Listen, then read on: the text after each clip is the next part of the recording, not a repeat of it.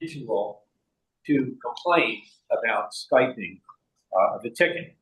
And, we're going to work that out. One person had, well, does that really mean that just the people who control the ticket, or can anybody, like a ticket purchaser?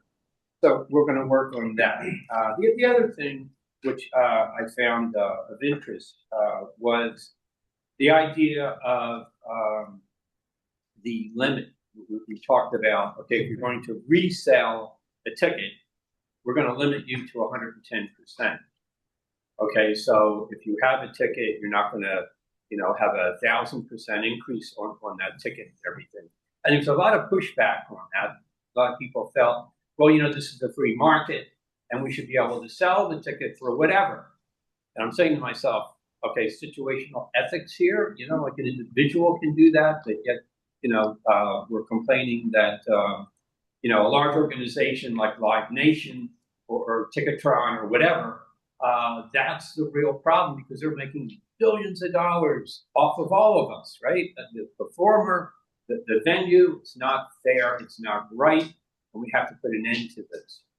So, we have some issues to work out, and we're going to work them out. Believe me, we will. We'll get it out of committee, and whatever you can do to contact your representative in support of this bill, I greatly appreciate it. We still have some time. I've talked to the chair of the committee.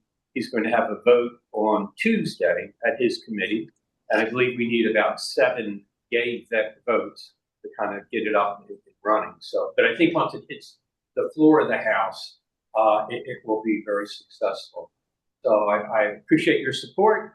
We're going to continue our effort, and I think that bill will be passed hopefully before the end of June. Also encouraged, I just found out that Ontario in Canada, on a national basis, is also passing similar legislation. So this is not just in America, it's happening all over the world.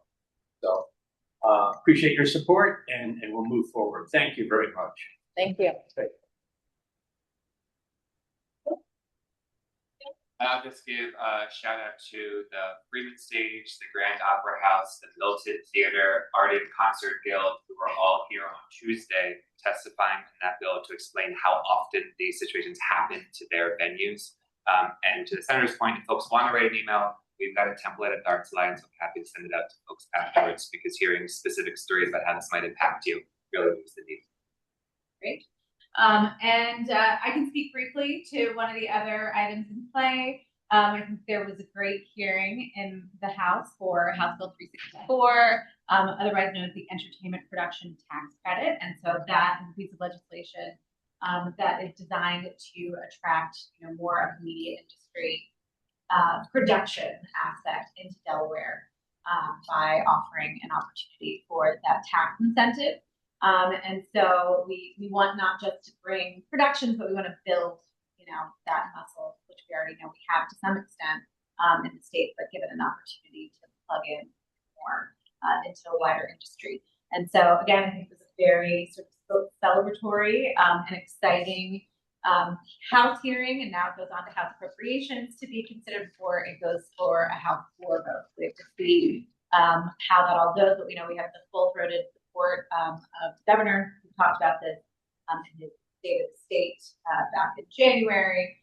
So that should, I think, have a pretty good path. And I'll just add a footnote to it that there's also legislation currently being drafted that goes alongside that considers the sort of what the commission that essentially supports that work might need to look like moving forward.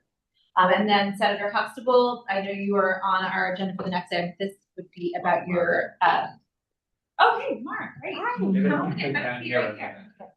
Or right there, or wherever you want. We will come back around to you on the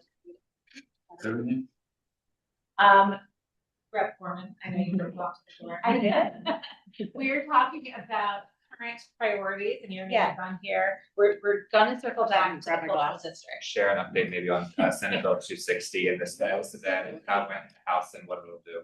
So SB 260 passed with bipartisan support in the House. Woo woo. So it is But what that bill will do is create a distinction for high school students in the arts, and it will go on their diplomas.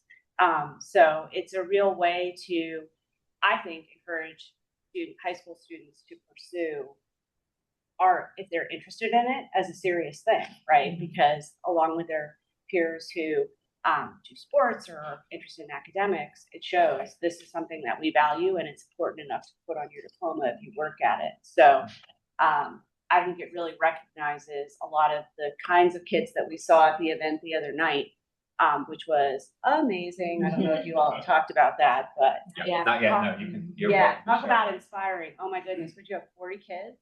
Yeah, there were 40 high school seniors graduating from K-12 schools in Delaware going on to study the arts all over the place, in state, out of state. And last year was the first year we did this event. There were 16 students there, and this year 40. And Representative Bortman was one of the keynote speakers, along with the Secretary of State and the Secretary of Education, all telling these students how brave they are and come back and keep working here in Delaware with us once you graduate. 100%.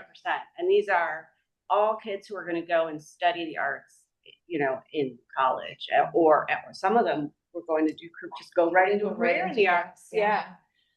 Which is amazing. And I think recognizing that as a viable thing to do, particularly in an era where I think kids are hearing a lot about job loss due to AI.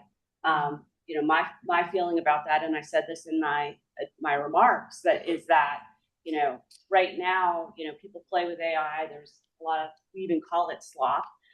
They're using it for creative output, but my belief is that people who can think critically and make things with their hands and make music out of their brains and, you know, perform live, like that's going to actually become an increasing value, not less of one, because, you know, that those are things that a machine cannot really truly replicate, and we're seeing that now. So I felt like there was like high energy. I think it was so, I just love that you did that recognition for those students and their families and the teachers too.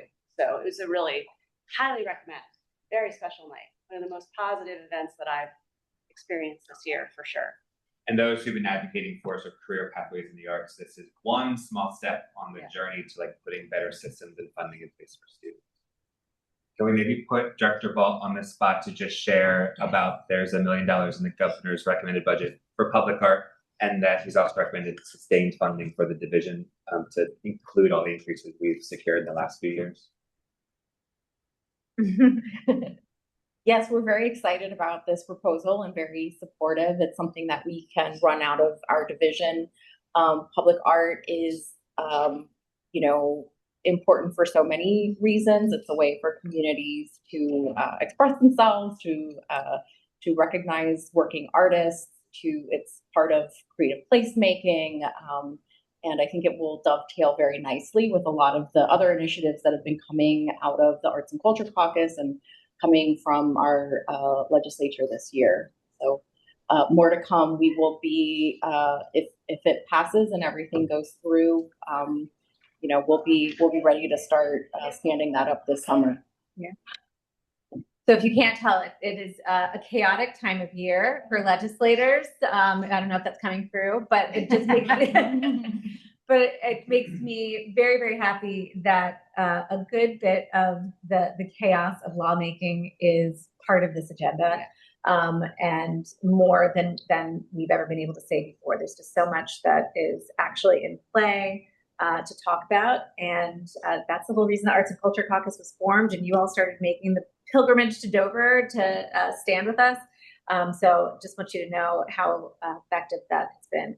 So here to talk about one of the newer initiatives. You're okay with me moving on? I'll just say if that was a lot for folks to hear auditorily, we'll send this out afterwards. We're tracking all of these bills, even ones we didn't bring up today, and we'll send some one-pagers so folks can sort of get a summary of everything that they heard, just because that's a lot of names and numbers and stuff.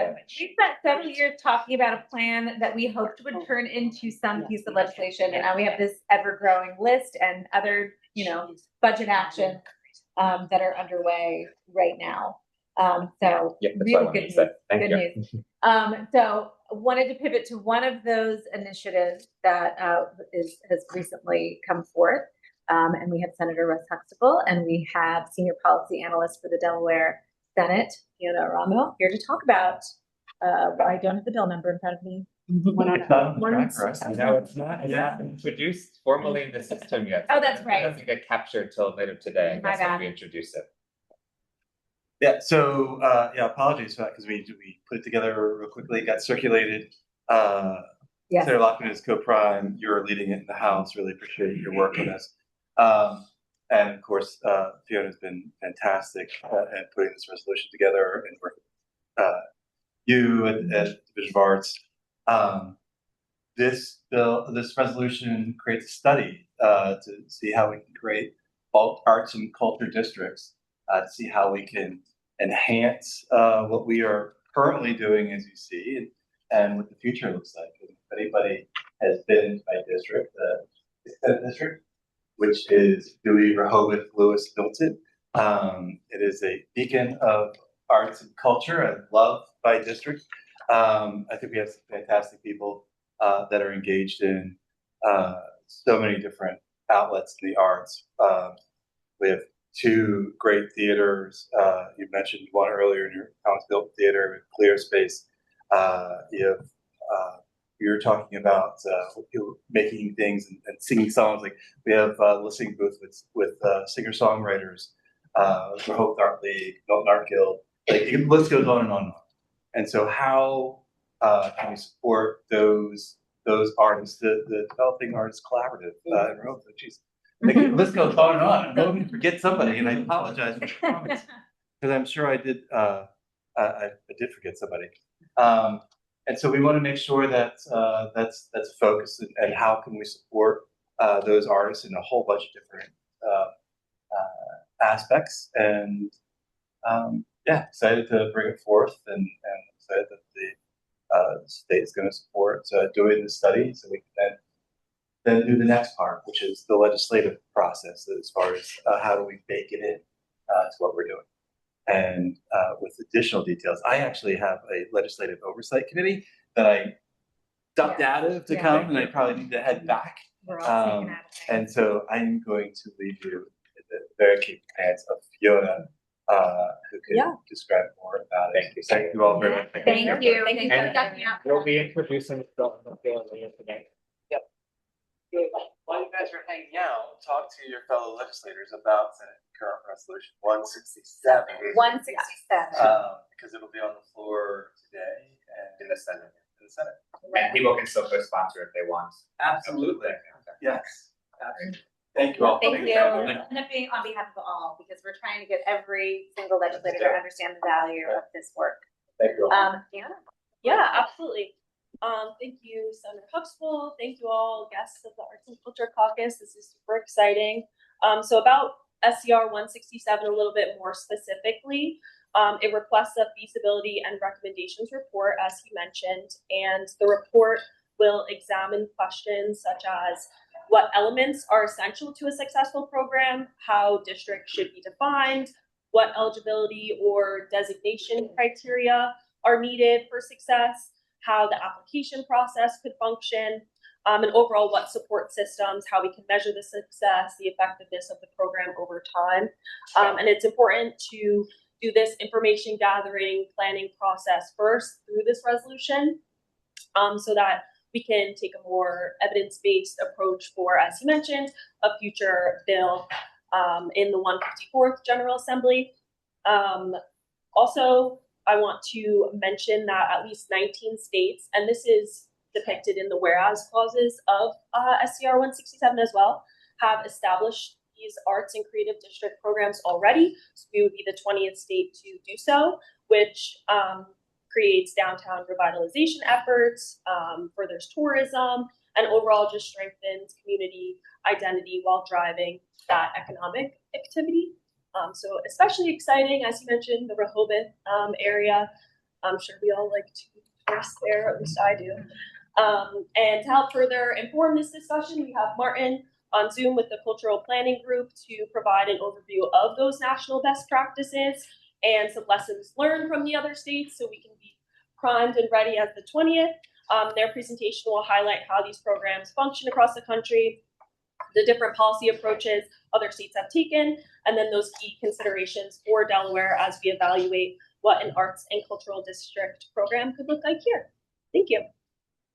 Welcome, Martin. And if anybody didn't grab, there's materials at the front of the table that have the actual resolution and the presentation Martin's going to run us through. So, Martin, the floor is all yours. Please introduce yourself and give us your bona fides and jump right in.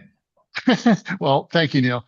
Hello, everybody. Thank you. I'm Martin Cohen, as introduced. I'm a partner in a firm called Cultural Planning Group. We've been working around the country for many years, and much of our work involves arts and district or arts and culture district programs, along cultural planning, working with arts institutions and et cetera. But we wanted to take a few minutes today, and we've been asked to share with you, provide a picture of what the other states, as was mentioned, right, there are 19 other states that have already built programs such as this. So as Delaware is exploring it, we can share some of these practices with you and some of the policy considerations.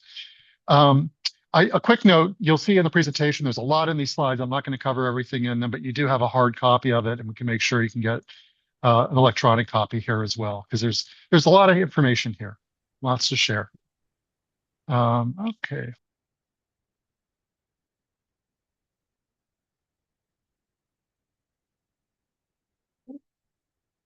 Martin, you muted yourself. Okay, sorry about that. Now, That's not my fault. I won't even go into why that might have happened. Okay, so what I'd like to do is just begin with really a shared definition, because the term arts district can mean really a great many things depending on who you ask. So the National Assembly of State Arts Agencies, which is a national organization working with state agencies across the country, defines a state cultural district as a special area designated or certified by state government, uses cultural resources to drive economic development, as been mentioned, and builds synergy between the arts and other businesses. In a recent program that Cultural Planning Group, CPG, worked on the program design for the state of Oregon, and we embellished this in a practical way to say that it really involves also a well-defined geographic place with a concentration of arts and cultural assets, artists, nonprofits, venues, creative businesses, events, and a distinct cultural identity. So 3 qualities define what make a district a state-recognized district, not just a neighborhood with galleries. So first, it really is about being place-based. It's anchored in a defined geography and a community identity. Second, it carries a formal state recognition, which confers legitimacy, visibility, and access to resources. And third, it is arts anchored, meaning that the concentration of art cultural activity is real and not aspirational. So I just ask, keep those pillars in mind as we walk through some of this other information. What do communities and states actually set out to achieve with these programs? The goals vary, but 6 outcomes, appear consistently across these programs. Attracting artists and cultural enterprises, which generate direct economic activity and infusing communities with energy and innovation. It encourages business and job development because consumers, you know what? I went to the wrong slide here. I'm going to back up one bit here. Let me just back up 1 second. Sorry about that. I just wanted to mention here, right, so that there are 19 states that have formal certification programs, as we see at the top, and there are more than 400 designated districts, really, that there are nationally. So the arts industry contributes over $160 billion from studies annually to the U.S. economy. And these 6 states, in 6 states, have paired their programs with direct tax incentives, though, as we'll see, you don't need a tax incentive program to generate significant returns. These numbers translate into 4 categories of benefits, and I'll talk more about those: economic development, community vitality, funding leverage, and placemaking. So we get into these range of outcomes. So first off, encouraging business and job development, because consumers drawn to a cultural attraction patronize restaurants, retailers, and services nearby. It addresses both urban and rural needs. A well-designed program is flexible enough to work in a small town of 1,500 people, and whether it's in Southwest Delaware or up in the north in Wilmington. They help establish tourism destinations that celebrate distinct community identity and draw visitors from across the region and beyond. They help preserve historic buildings through adaptive reuse, creating affordable live workspace for artists, for instance, or permanent homes for cultural organizations, or other kinds of uses that bring in creative practices and creative businesses. And they foster local cultural development. They give communities a focal point for celebrating who they are and recruiting the creative talent that strengthens their identity over time. These are not competing goals at best. They reinforce one another and work in tandem with each other. So this slide, I'm not going to go through every one of these, but it tells a story about momentum. As was mentioned earlier, there are 19 states that now have formal programs. If you look at the timeline here, you'll see that the pace of adoption is accelerated. So from next door in Maryland, which I'm actually in Maryland at the moment for a project and speaking to you from Glenwood, Maryland. So here in Maryland, which started in 2001 to Illinois in 2003, there's a trend line that is clear. And what's equally instructive is the diversity of program design. Some programs are housed in state arts agencies like DDOA. Others involve economic development departments, Main Street programs, regional service organizations. The administering agency reflects state priorities. They are idiosyncratic, and Delaware has the flexibility to make those same kind of choices as you design this program. As mentioned earlier, some states offer tax incentives. They're not indicated here. Several have a range of direct support programs that are also vital to the success of developing, launching, and operating in arts and cultural districts, and I'll talk more about that in a moment. But the point here is simple. Delaware is not just being asked to pioneer an untested concept. 19 states have done this before. The lessons are available and the models are proven. And those models, the slide here addresses the question about some of those models, right? And some of the questions that come up. Do we need a tax incentive to make this work? That's one of the primary questions that's often asked. The answer is no, but the evidence supports, that there are programs, there are active programs, and you can see here that there's many different kinds of incentives that can be brought to it. In one approach, the elements are toolkits in states like Massachusetts and Colorado. They've demonstrated that there are 9 kind of non-financial benefits. Obviously, the designation, marketing, technical assistance, and peer networking. And these generate substantial community returns on their own. Tax incentives are a policy option, they're not a prerequisite. It is best to keep in mind that a robust program has a mix of incentives, economic development tools, direct support programs, and capacity building.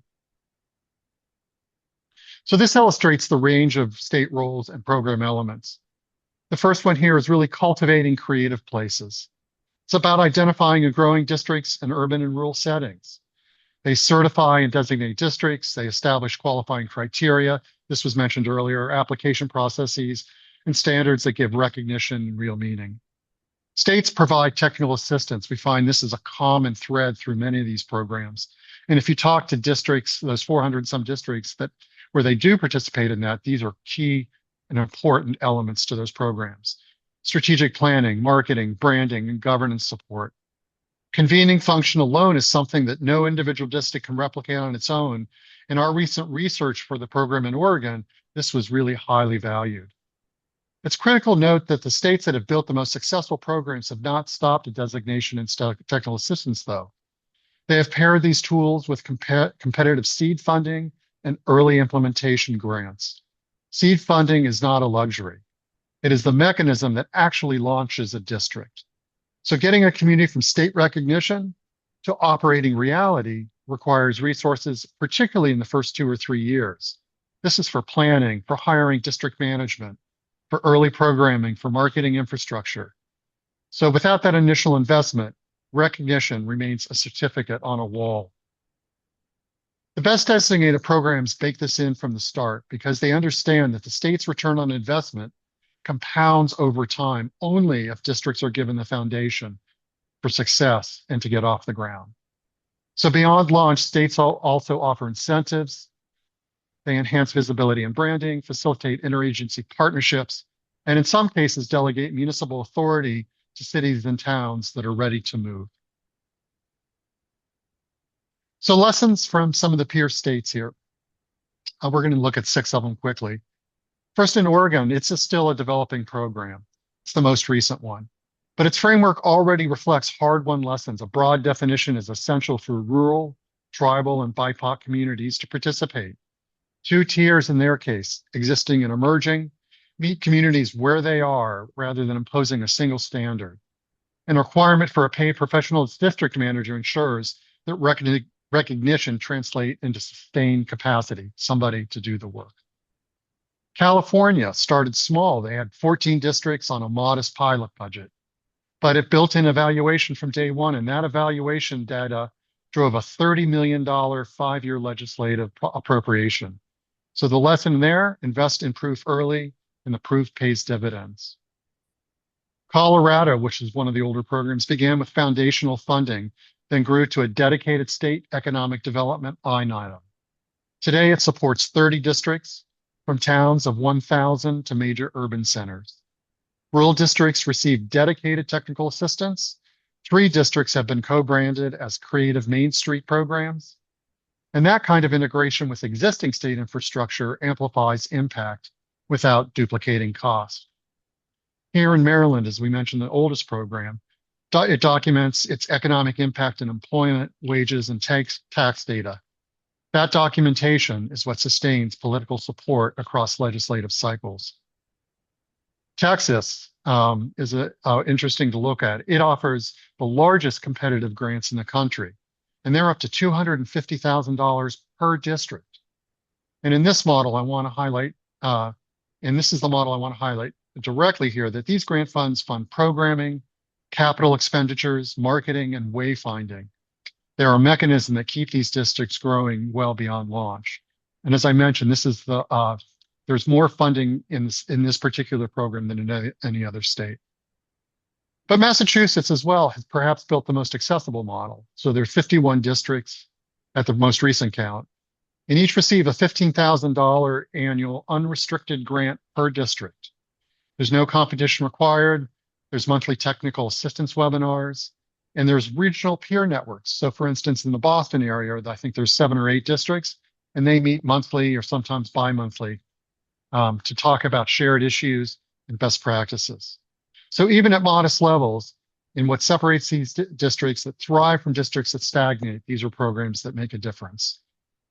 Seed funding may get them started. Ongoing grants help keep them going. So then we can look at success factors for these districts.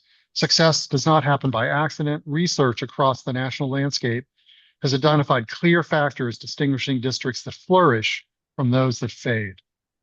At the local level, the most critical factor is authentic identity, a clear, honest answer to the question, what makes this district distinctive? Districts that manufacture an identity from the outside and rarely sustain from the outside in, rarely sustain community investment. Districts that grow from genuine cultural assets do sustain themselves. In our work, we often talk about the need to utilize identity to build trust. You want to create that identity where someone may not know what is specifically going on in a district at any given time or what's on offer in any given moment, but they will trust the experience. They will go to the districts because they'll say, you know what, good things happen there, and we'll just go and experience it. Anchor institutions and special events matter enormously. A museum, a performing arts center, a recurring festival. There's no one thing that becomes the anchor. But these create predictable foot traffic and serve as magnets for complementary investments. Sustainable artist live workspace cannot be overlooked. Displacement of artists is the most common way a district loses authenticity that make it valuable in the first place. This is an imperative in many programs. Clear demarcation is also important. Boundaries, signage, logos, maps. It gives a district physical presence in the community. It creates a sense of place. We often talk about the need for a district to be walkable, to be manageable. People can just understand that demarcation. And at the state program level, the success factors are equally clear. The programs that endure combine designation with funding, as I mentioned earlier, technical assistance, and networking, not just designation alone. They build in evaluation and metrics from the start. They secure dedicated staff, and critically, they integrate equitable investment policies to prevent displacement from the outset. The question of long-term sustainability is often considered at the launch of a program. It comes up in every state that has built one of these programs. The districts that thrive after 5 years, 10 or 20 are the ones that were given both a strong launch and a reliable ongoing relationship with the state. That means predictable grant cycles, continued technical assistance, and a program that is with an office with dedicated staff. And it's not just the enabling legislation. Sustainability is not a bonus feature. In fact, it is indeed the product. So just a couple quick notes here, 2 more slides. Common challenges. No program of this scale is without challenges, and we'll name a few directly. At the state level, when program resources, funding, and dedicated staff are chronically underfunded in early years, it slows down the impact and potential of the program. And programs shared across multiple agencies can lose focus. So a single, clearly identified administering home is important. And at the local level, integrating existing thriving districts is delicate. Communities that have built something without state involvement may be wary of new requirements. So getting that designation is going to have a set of criteria, and local communities may not be so thrilled about that. Rural and urban areas will have genuinely different and distinct needs. And the program criteria must be flexible enough to honor that. And gentrification is a real risk. Displacement of existing residents erodes the very identity that may make a district worth investing in. So long-term planning is consistently under-resourced. So without sustained investment in evaluation, strategic planning, districts can stagnate, and stagnating districts could lose certification. These challenges, though, are solvable. Every state on this list has navigated them. The key is to build solutions into the program designed from day one and not to discover them after launch. So lastly, Delaware has the chance to join these 19 states in formally recognizing and growing an arts district program at a scale that reaches every community from north to south and in the center. The models are proven, the benefits are documented, the communities are ready. So what's needed now as you develop a state program are 3 things: designating districts with meaningful criteria, investing in their launch through competitive funding and seed grants that help with early implementation, and sustaining them over time through ongoing support and dedicated program capacity. Arts and culture are not decorative. They are economic drivers, community anchors, and identity builders. 19 states have recognized that in their law and in budget. Delaware is looking to be the 20th. So with that, I can take the slides off if that's helpful, and I'll go back to them and have a chance to have some conversation. Awesome. Well, we definitely will open it up for questions. Before we do that, I have to do a couple of acknowledgements very quickly. Senator Buxton came in for a moment and got to take in some of the presentation, which was great. Oh, and he just passed by again real quick. But shouting him out for his attendance, and he's actually been one of our most consistent attendees and champions. He is on the budget committee, so we thank him for that. And then we have 2 members who I don't know if you've had a chance to be in the arts and culture space with us before for one of our meetings, maybe virtually. So I would just ask you to very quickly, before we go back to questions, introduce yourself, just say what area and district you represent. Oh, you get to Sure. I think I joined a meeting previously, but Representative Alana Berry, I represent District 20, which is Milton, Lewis, and some of Georgetown. So excited to be here. Thank you. Hi, everybody. I'm Representative Kamala Smith, and I represent the 15th district, which is the Barron St. George's area, and also happy to be here. Thank you for being here. But it kind of went with the last slide. I always like to drive home that we are a bipartisan, bicameral, and geographically diverse by intention caucus because the arts crosses all those borders. So any questions from legislative table or, I think we could certainly entertain questions in the room on that presentation. If you have any thoughts on how this kind of a program that we will soon be voting on could be supportive of the work we do in the community. Yeah, Rep. Foreman. So I'm just curious about identifying the districts themselves, because I could see places that have downtowns. Not every community has sort of a designated downtown area. I live in one that does. I represent one that does, and I live there. But like, how do you identify if there's not an obvious, you know, like a string of galleries or a theater, or, but you think there's potential? Because one of the things that you said is it needs to like kind of organically exist, but, and it shouldn't be aspirational. But I imagine there's going to be communities that will aspire to this, especially if there are funds attached, even if it's not, you know, large in the beginning. So I'm just curious about how we figure out what, you know, what makes an arts district. So I guess in our experience, you know, they're oftentimes, you know, many times they think of themselves already as a district. And so what happens with these designation programs, which set up a set of criteria that talk about what are the elements that look at it, you know, that to look at to say, you know, we can think of ourselves in a more formal way. And sometimes they come out of business district or business improvement district programs. Sometimes they come, you know, there's a set of there. It could be one individual or one organization or somebody within that sees a spark to say, you know, what, there's this new district program. Why don't we, as you said, it becomes aspirational to say, you know, why don't we begin to think about ourselves in that way? They oftentimes emerge out of historic districts. Not always, by no means is that always the case. We find that in many of the programs nationally, they overlap a lot with Main Street programs, depending on the nature of the Main Street programs in those states. Some states are more robust. In some states they're not quite as robust. And there's a lot of dovetailing. So sometimes they're even within a Main Street program that there's even one block that exists within another downtown district or commercial corridor.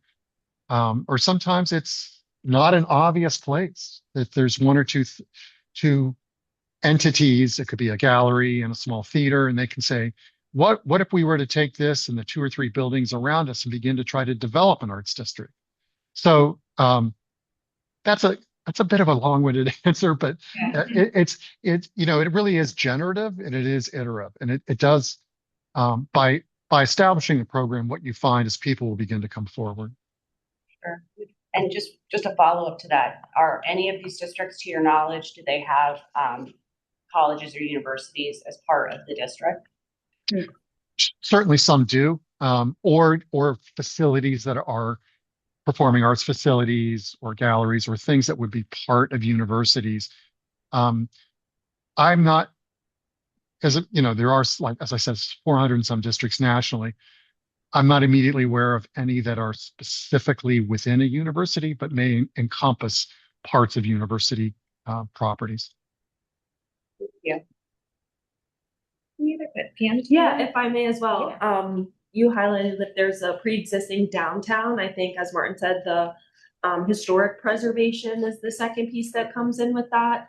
And then secondly, the report is in partnership with the Division of Small Business. So even if there is 1 or 2 businesses that kind of want to join and showcase their business as well, that can draw in a more clear district. You know, Yeah. I was just going to share an example. So we recently worked with the city of Norwalk, Connecticut, that wanted to develop. Connecticut was one of the more recent programs that established a state district program, and I think they only have 6 or 7 now that have received that designation. And so Norwalk applied, received it, but then they wanted to create a plan, and they took a huge 4.5 square mile area. It was much larger than you would normally see, which would be several blocks. And in their case, they actually have 3 sub-districts within their arts district. And in some cases, they're very commercial. And some cases, they're very historic. Parts of it's very historic. And a third part of it is, you know, a focus of galleries, theaters, creative businesses, and other kinds of creative practices. So, you know, they each have very distinct characteristics. And the common thread that's putting them all together is they're actually developing 3 different business improvement districts across their entire arts district. So there's a lot of different ways to approach it. I want to acknowledge Senator Wilson. Hey, do you want to tell folks about the district that you represent? Good morning. I represent the 18th Senatorial District. Excuse me, my space here. It's Greenwood, Bridgeville, part of Kent and Sussex County in the Milford area. But it's an area that I've enjoyed serving for the last 8 years and being up here with Senator Rodman. It's always been a great experience to be here in Dover. And I had another appointment. That's why I'm just stepping in a little late. I've got another, but I just want to say that we're happy to be a part of it, and welcome to the halls of it. Yeah, arts and culture is so important in all of our districts, and I will just shout you out. I consider you to be a little bit of a performer yourself. Senator Wilson is actually a legendary auctioneer. And it is quite a thing to see. I'm not going to put you on the spot, but just bear that in mind. That is true. And to my understanding, you do make yourself available for fundraising at times. You're a very charitable individual. So if you're looking for an auctioneer, he's your guy. Try to help. You do a great job. Thank you, Senator. All right. You had a question. Oh, wait, what? Brian's hiding. Oh, We're gonna please. sit right up here We if have you want a seat for you, Representative Shu. Also late on it. No. I know. We took the dunce cap for you. I'm sorry. You're good. You're always welcome. Co-chair Representative Brian Shub, if you do not already know him, you should know him by now.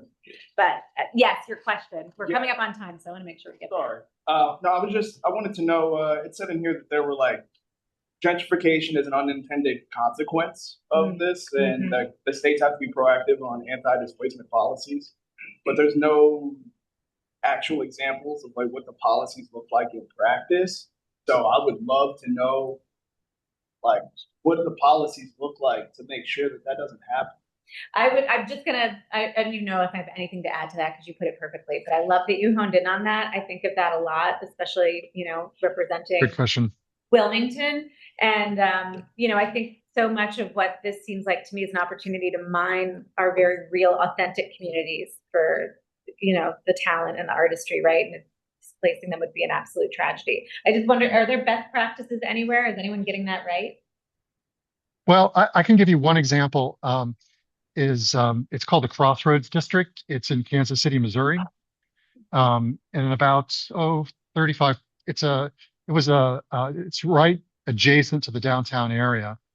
If anybody's been visited Kansas City, and I would say 35 years or so ago, it was a pretty, it was old industrial buildings that were sitting pretty fallow, and some artists began to move in, and suddenly a gallery moved in, and it wasn't designated as an arts district, but it became, a de facto district. A First Friday art walk down there, you couldn't get near the place.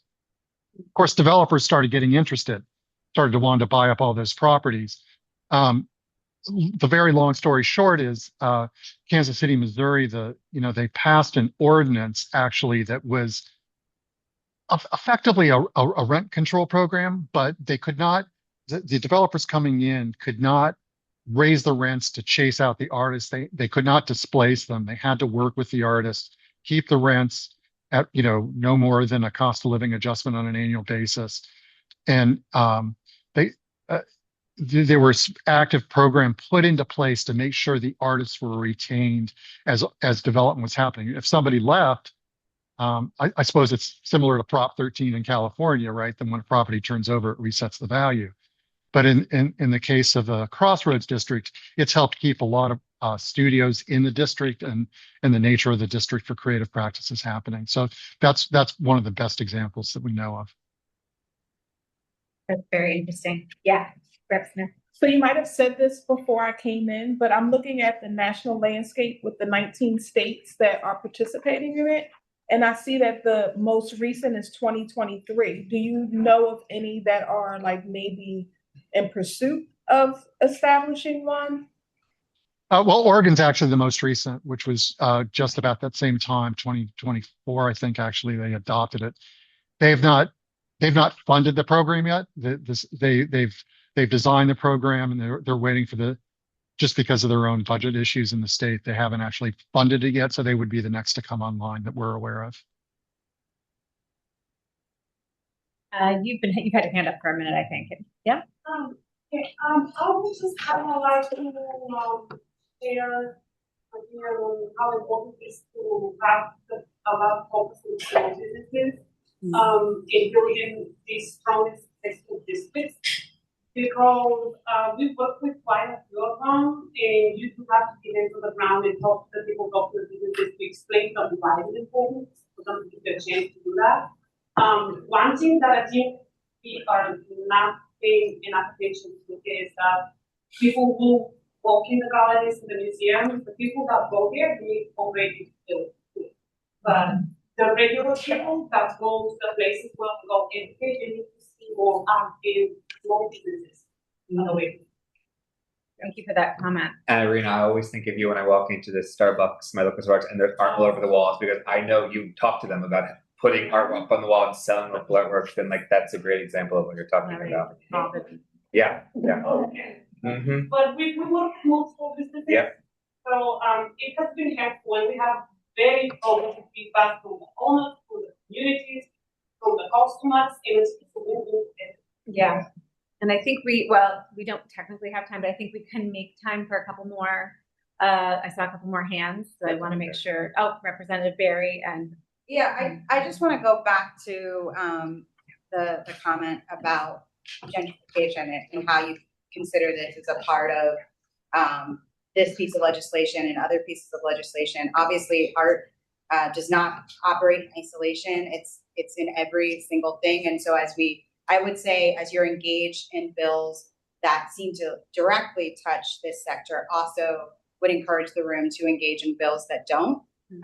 There's a lot of housing bills right now. There's a lot of zoning happens at the county level mostly. And so even engaging some of those county officials and then your towns and municipalities in what this legislation does to make sure that they understand what's coming, what the benefit could be to their communities. But I think we have to have kind of that holistic conversation in order to make sure that we're protecting communities as we're growing. And that's an awesome point. I definitely think particularly housing policy, but other, type of policy as well. And I think not coincidentally, Senator Huxtable, while running this resolution, is also doing a lot of work in the zoning space. He is our local affordable housing expert and former professional. So I know he's thinking about it holistically, and we have to all support of his efforts to do so. Can I give one more example? Because obviously Senator Huxtable and I share a district, but I'll just give an example. The town of Milton, I think, would be very interested in we're already a very artsy little town, but the senator and I just visited our local theater, the Milton Theater, last week. And one of the things that the Milton Theater did was purchase a building where they house traveling artists as they're coming through. And one of the questions that the senator asked, which I'm sure he'll be fine with me sharing, is like, are you also looking at any long-term housing in that same unit, right? So like, it's all about mixed use. So you're housing traveling artists as they're coming in and doing performances and et cetera. But should you also, and they're building right now, they're building on to their facility, but should you also be thinking about, could you put an apartment above the theater or this or that there? So I think that's how you consider some of those pieces as you're building out arts districts. I think you were waiting patiently. Please introduce yourself. Andre Jones, I'm just an artist here. There's no just an artist in it. It's literally all about being an artist. Yeah. But I hear a lot about business and development. What I'm not hearing is a lot about how art actually rounds out education. And looking at communities as parts of the district as opposed to centralizing the district in a city area. I can say that through visual art, through songwriting, playwriting, through a bunch of different mediums, I've been able to make the connections that classroom makes separate. So like, you know, going from one class to learn physics, to going to another class to learn English, to going to another class to learn blah, blah, blah, right? All of those things are, for students, a lot of times, all of those things are separate until you show them how to put them together. And I find that the arts are the glue to bring them all together, so that, you know, when you're teaching music, you're also teaching math. Yeah. You're, you know, teaching painting, you're teaching dimensional thinking, teaching physics, you're teaching them to look at how to make something on 2 dimensions look like it's 3 dimensional. Yeah. You know, so you're doing all of those things. And my point is to say is that in poorest neighborhoods, a lot of the students don't have or aren't taught to have any respect or identity to the arts. Yeah. No, I mean, I think you're preaching to the choir right now. And I think what, you know, our topic today on the district is definitely focused very much on the economic development side of things. Last month, we were talking about some of our education initiatives. And so we would love to get you up to speed on some of those things that we're pushing for as well. But I think, yes, amen to everything that you said. And I think our goals as the Arts and Culture Caucus, of the legislators that participate here, and all of the advocates and professionals and artists at the forefront who join this, we want to make sure that we are strengthening arts in every space. So that's from education to, you know, the economy, and make sure everything is well integrated and successful. And we are putting arts on the pedestal that it belongs on in every space. And I think we're making progress. Neil has a great bill tracker to show all of the bills that we're working on, including some that are all about elevating education, specifically in our K-12 education spaces. And I think if maybe a bill like this or some of our other initiatives to support public art or arts venues, I think can also go a long way to support in the types of communities you're describing, like the ones that I represent. So I'm sure we don't have all the answers, but that you are preaching to the choir. I don't know that there's a single person in this room that disagrees with you. And, you know, would just love to have you continue to bring all of your ideas to make sure that we are reaching towards that. Great. Oh, you got a paper. Bring it on. And I'm going to have to go in like 2 minutes. I have another committee hearing. Jessica Ball had to step out to present a national conference. She wanted to share they are the body that would implement this study if the resolution passes, in collaboration with the Division of Small Business, and she's committed to doing the required community input that we know is necessary to continue to get others' ideas. So this is meant to kick off listening and learning together, and we'll answer questions as we go. And just want to make sure that was shared. Yes. No, thank you. So I think on that note, even though I wish I had another hour, because I want to go around the room and have everyone be able to be in conversation, I think we have this room for a little while longer. So you all can do that with Unless each they kick other. us out till 1 o'clock. Yes. So Yes, I think the minority caucus in the Senate will come in here and want to do their caucus at some point, but you can stay here until they do. I'm going to have to run out. Maybe you have a few minutes to hang and sure. with Yeah, of course. But I'm going to excuse myself.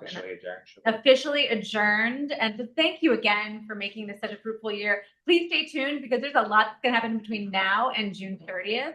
To get to the finish line on some of the things on that tracker. So thanks for your participation and your support in helping us get there.